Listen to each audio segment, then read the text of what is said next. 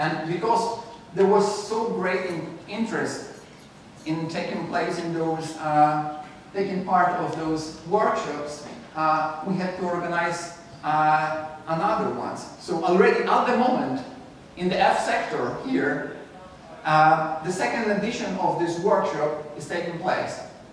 And after the holiday, there is a third one. But that's the beginning of it.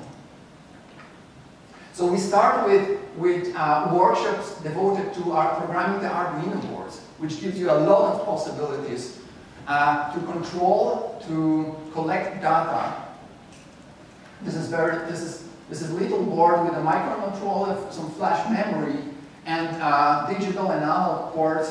You can do everything you want. It's not only for scientists.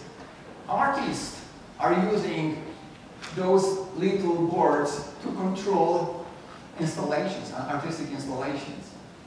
And in the next steps, we want to add microfluidics to the game and biology to make really interdisciplinary workshops. And perhaps you cannot imagine the outcomes. You can control microfluidics flows using electrowetting. You can collect, you can cross genes. Of course, everything in the rhythm of scientific rock and roll.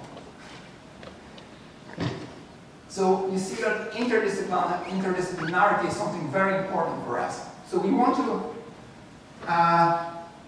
make a garage kind of hub, which creates interaction between different faculties and different universities with a different backgrounds. So at the moment, we combine research here at the Faculty of Physics with collective medical and with Faculty of Chemistry, with a strong interaction with the Center of the Transfer of Technology. And we collect resources to give you, to make it possible for you to start your own projects, okay? These are only some examples. We have already much more things collected, and we will buy a lot of more stuff in the near future. We have 3D printers and also some chemical instruments which are not shown here. We have EEG equipped devices and others, all the tools which are necessary, microfluidic elements, biological elements, but this is the background, okay? So if you have idea, great idea, and you know where to start to materialize your idea, you just come to Garage and you start playing with what we have. We support you.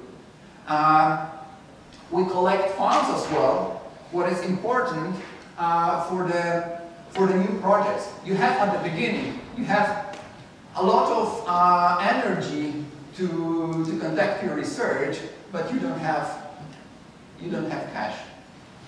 So this is what kills the projects at the very beginning, before you can apply for regular grants. And we want to resolve this problem. Therefore, we want to have, and we will have the fund, which will be used for the new projects to start to develop them to the level of advancement when you can apply for the regular grants to conduct them further.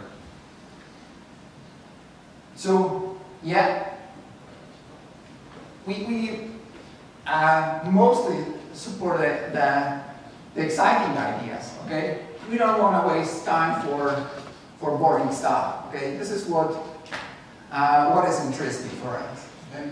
But I'm sure there's a lot of ideas around. So give me some examples. What exactly am I talking about? What kind of projects? One example is the 3D bioprinter we are working on at the moment. So bioprinting, a few words about bioprinting. This is very futuristic technology which is becoming real, which is becoming true in our very eyes. And the goal of the technology is to print organs, hearts, livers. Of course, we are not there yet, okay? This is the final destination. But the principle which is adopted here in the 3D bioprinting is similar to the usual 3D printing, but the material is different. In our approach, we use hydrogel, the so-called gelman, which is normally in the liquid state, and there is photoinitiator inside. And when we deposit the material and irradiate it with the UV light, we can form the scaffolds, 3D scaffolds from the biocompatible material, and then we can solve cells on that, and we can construct 3D cell cultures with a vascular system inside, so you can supply it with food to the cells, and you can play along with that. You can use it for the preclinical drug testing in particular. This is one of our goals we have. Of course, time is running, and I could say much more about that, but I invite you to read our preprint, our recent preprint, where we collected where we discussed the state of the art of the project.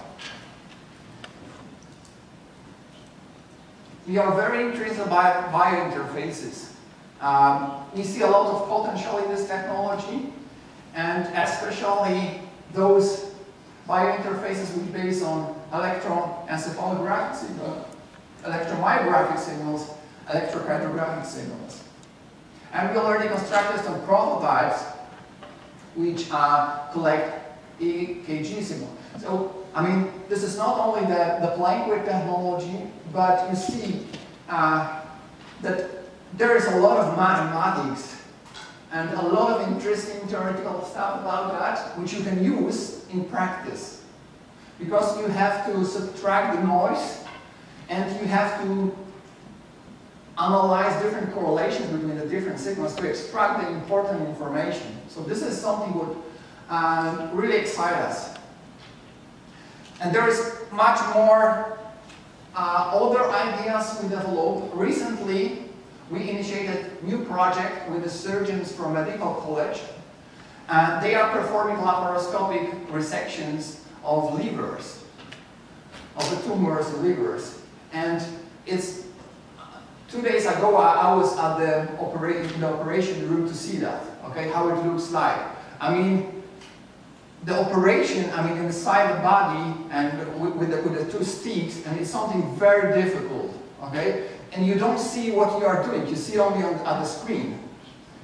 Therefore, to prepare to the operation, it's very useful to have earlier imagination about the 3D structure. Okay, so therefore, based on the tomographic data, we print 3D model of the liver in particular, which can be used by the surgeons to prepare to the operation.